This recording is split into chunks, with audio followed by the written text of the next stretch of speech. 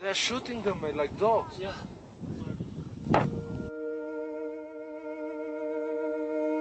Eight o'clock, one freezing morning at the Nepalese border. At 5,700 meters altitude, it seems the time is always frozen. Dozens of Tibetans are walking in line silently through the mountains of snow, trying to reach India and see the Dalai Lama, their spiritual leader. The deep silence of the camp, where Romanian and foreign climbers gathered, is killed by a machine gun. Everybody can see a Chinese soldier standing in the shooting position. He opens fire. The bullets hit human flesh. Tibetans fall to the ground. One of them seems to escape the bullets but is hit by a second round. He dies in the snow. As if nothing happened, the group of pilgrims walks away and never looks back.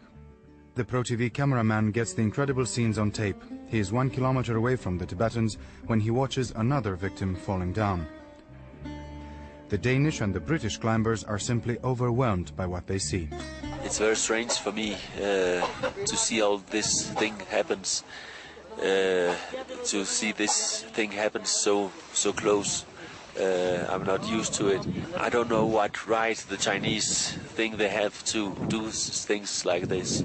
There's no need to kill. Hours pass by. A stranger arrives in the camp. He's one of the hunted Tibetans. He hides in the toilet. You wanted to go to Dalai Lama?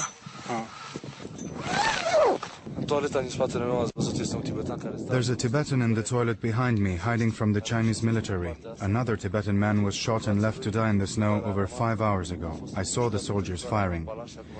Sergio makes a risky move. He helps the Tibetan with some clothes and food. I gave him some of my clothes. I also shared with him some food I had. In the distance, 3 Chinese soldiers count their victims. Undisturbed, they leave one body in the snow. Trying to find new information, the Chinese soldiers enter the climbers' camp. They have more than 20 prisoners, 7 of them are children. For them, the pilgrimage to the Dalai Lama will end in a jail cell. The Chinese soldiers are smoking, relaxed. For them, it's just another successful mission. In spite of what all the climbers witnessed, the Chinese news agency, Xinhua, announces that Chinese frontier soldiers tried to persuade the group of Tibetans to go home, but the Tibetans refused and attacked the soldiers. These were then forced to defend themselves and to wound 2 persons.